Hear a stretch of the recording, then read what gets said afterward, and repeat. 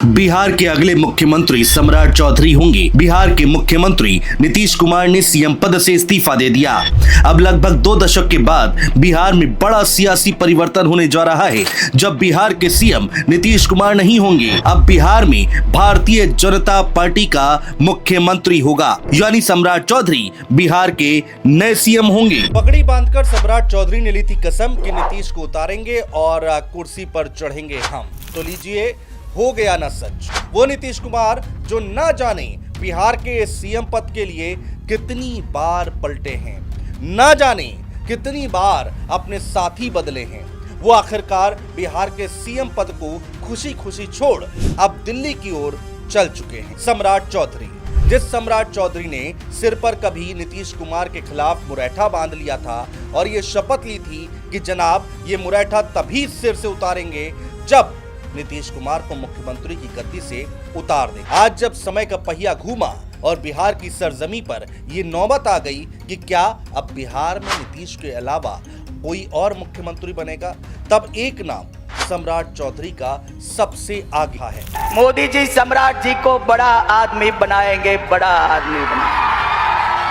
243 सीटों वाली विधानसभा में एनडीए का जब बम फूटा और नीतीश मोदी की पलटन मिलकर 202 सीटें जीती, तो मुख्यमंत्री के पीछे के पोस्टर का सुपर हीरो मिस्टर इंडिया ही बनकर रह गया है। वो इसलिए क्योंकि बीजेपी इस बार 89 सीटों के साथ बिहार की सबसे बड़ी पार्टी बन गई है। लेकिन जीत की इस चमक के बीच एक सवाल जो पूरे बिहार को काट खाने को मजबूर कर रहा है, वो ये है कि क्या अब गद्दी पर बैठने वाला चेहरा नीतीश कुमार का ही रहेगा या फिर बीजेपी का वो सम्राट आखिरकार ताज पहन लेगा, जिसने बीजेपी को बिहार की नंबर 1 पार्टी बनाई है। हालांकि चुनाव परिणाम के बाद नीतीश कुमार तो सीएम बन गए, लेकिन बीजेपी ने उन्हें शिवराज की तरह दिल्ली का ऑफर देकर बिहार से सीएम की कुर्सी छीन ली है और अब उस कुर्सी पर सम्राट चौधरी के बैठने की बारी है। हालांकि लोग तो ये भी कह रहे हैं कि नीतीश कुमार के गले में बीजेपी नाम का सांप ऐसा लिपटा है कि ना तो उसे उतारा बन रहा है और ना ही फेंका जा रहा है। खैर, आइए इस सियासी महाभारत की कहानी को उधेड़ते हैं, क्योंकि ये कहानी है एक ऐसे नेता की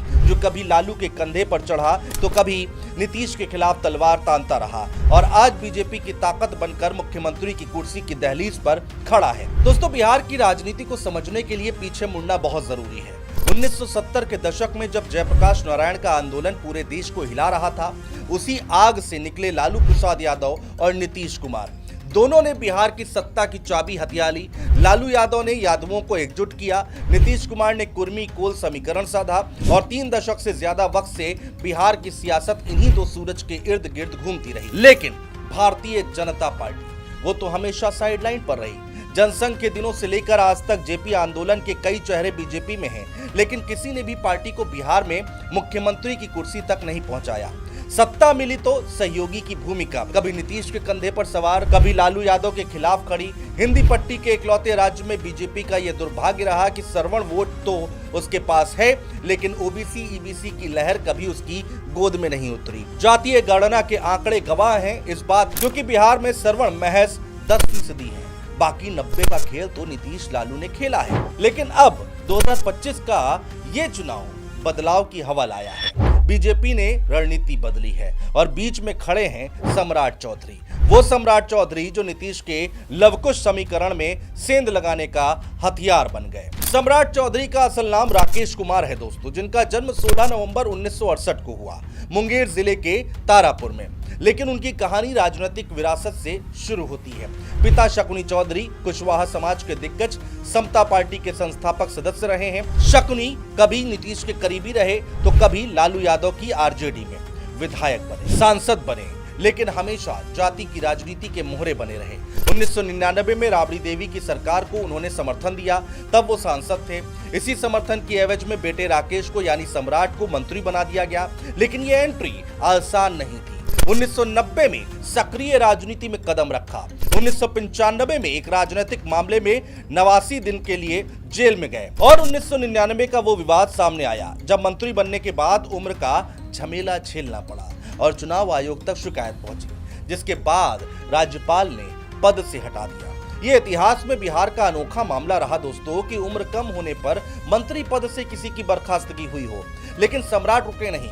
2000 के विधानसभा चुनाव में परबत्ता सीट से आरजेडी के टिकट पर जीते 2005 में जेडीयू के रामानंद सिंह से हार गए, लेकिन 2010 में फिर वापसी की। रामानंद को कड़ी टक्कर देकर तारापुर से जीत हासिल की। ये सीट आज भी उनकी किलेबंदी है और 2005 में 1,22,480 वोटों से जीत हासिल की। आरजेडी के अरुण शाह को धूल चटाई। लेकिन दोस्तों, सम्राट चौधरी की असली ताकत क्या है, ये हम आपको बताने जा रहे हैं। देखिए, उनके पास पार्टी स्विचिंग का जादू है। 2014 के लोकसभा चुनाव में जेडीयू का बुरा हाल होने पर नीतीश ने सीएम पद से इस्तीफा दे दिया। जब जीतन राम मांझी को सीएम बनाया गया, सम्राट तब आरजेडी से थे, लेकिन मांझी को समर्थन दिया और नगर विकास मंत्री बने। 2015 में महागठबंधन का दौर आया, तारापुर जेडीयू को मिली, रामानंद सिंह जीत गए, सम्राट तब साइडलाइन हो गए। लेकिन 2017 में वो टर्निंग पॉइंट आया दोस्तों, जब नीतीश कुमार के एनडीए से ब्रेकअप के बाद बीजेपी ने ओबीसी को साधने की स्ट्रेटजी शुरू की। सम्राट चौधरी को पार्टी में खींच लिया और पंचायती राज मंत्री बना दिया। तब से लेकर आज तक सम्राट चौधरी भारतीय जनता पार्टी के लिए उड़ान भर रहे हैं। 2022 में नीतीश कुमार के एनडीए छोड़ने के ठीक 6 महीने बाद उन्हें बीजेपी ने प्रदेश अध्यक्ष बनाया और उसके बाद उप मुख्यमंत्री। मगर दोस्तों, सवाल आया कि आखिर क्यों? तो गुरु, पूरा खेल जाति का था। सम्राट कोयरी कुशवाहा से और बिहार का वो 4 से 5% वोट बैंक जो नीतीश के कुर्मी यानी कि लव के साथ कुश का हिस्सा है, उसको लेकर भारतीय जनता पार्टी जानती है श्रवण अकेले नहीं चलेंगे। जातीय सर्वे ने साफ किया है कि ईबीसी 63% है और सम्राट वो ब्रिज हैं जो बीजेपी को नीतीश के वोटों में सेंध लगाने का सपना दिखाते हैं। खैर दोस्तों, अब आते हैं सम्राट चौधरी और नीतीश की दुश्मनी पर। सम्राट चौधरी कभी नीतीश के धुर विरोधी रहे। 2022 में उपचुनाव के दौरान पगड़ी बांधकर संकल्प लिया कि नीतीश को कुर्सी से हटाने तक मुरैठा नहीं उतारूंगा। हर सभा में पगड़ी, हर मीटिंग में तंज कसते रहे। लेकिन 2022 में नीतीश की एनडीए वापसी ने सम्राट को बैकफुट पर लाकर खड़ा कर दिया। माना जाता है कि वो विरोध करने वाले में थे, लेकिन दिल्ली की लाइन क्लियर थी। आला कमान, मोदी और शाह का फैसला अंतिम फैसला था। जेपी नड्डा की भूमिका भी इसमें अहम रही, लेकिन सम्राट की राय ना के बराबर। फिर भी बीजेपी ने उन्हें संभाला, उप मुख्यमंत्री बनाया विजय सिन्हा के साथ। वैसे विजय भूमिहार ब्राह्मण जाति से आते हैं, जो पुराने भारतीय जनता पार्टी के नेता हैं, जिनका नीतीश से झगड़ा सदन में सुर्खियां भी बटोरता रहा है, लेकिन अब बराबर के साथ बन गए हैं। सम्राट चौधरी के भाषण भी दमदार रहे हैं। दबदबा कायम रखना, भीड़ को बांधना, ये सब उन्हें बखूबी आता है। सोशल मीडिया पर समर्थक चिल्लाते हैं कि सम्राट बिहार के योगी आदित्यनाथ बनेंगे। हालांकि सम्राट चौधरी को आरएसएस बैकग्राउंड नहीं है, लेकिन कुशवाहा विरासत और सियासी चालाकी ने उन्हें ऊंचा उठाया है। 2025 चुनाव से पहले भारतीय जनता पार्टी ने उन्हें सीएम फेस के तौर पर तैयार किया। तारापुर से मैदान में उतारा और जीत भी हुई। एनडीए की प्रचंड जीत हुई। बीजेपी 89 सीटें जीती, जेडीयू से 4 ज्यादा। दिल्ली में खबरें उड़ी कि सम्राट चौधरी को सीएम बनाओ, नीतीश को रिटायर करो। सोशल मीडिया पर हंगामा होने लगा कि सम्राट चौधरी ही अगले सीएम होंगे, नीतीश सेंटर जाएंगे, सम्राट राज करेंगे। लेकिन ऑफिशियल लाइन ये है कि बीजेपी ने साफ कहा कि एनडीए में कोई वैकेंसी नहीं, नीतीश ही सीएम रहेंगे। और हुआ भी ऐसा। नीतीश कुमार बिहार के एक बार फिर से सीएम बने और सम्राट चौधरी को डिप्टी सीएम के साथ गृह मंत्रालय भी दे दिया गया।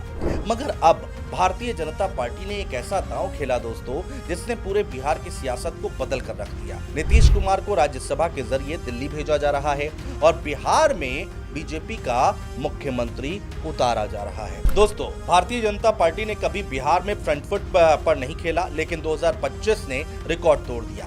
सम्राट वो चेहरा बन गए जो 6 साल में प्रदेश अध्यक्ष से उप मुख्यमंत्री बने, अब सीएम रेस में सबसे आगे चल रहे हैं। उनकी जीत तारापुर में साफ संकेत दे रही है कि ओबीसी वोट बीजेपी की गोद में है और सम्राट का पगड़ी वाला संकल्प आखिरकार पूरा होता हुआ दिखाई दे रहा है। दोस्तों, बिहार की ये सियासी रात अभी और लंबी है, लेकिन एक बात पक्की है कि सम्राट चौधरी अब बिहार की राजनीति का चेहरा।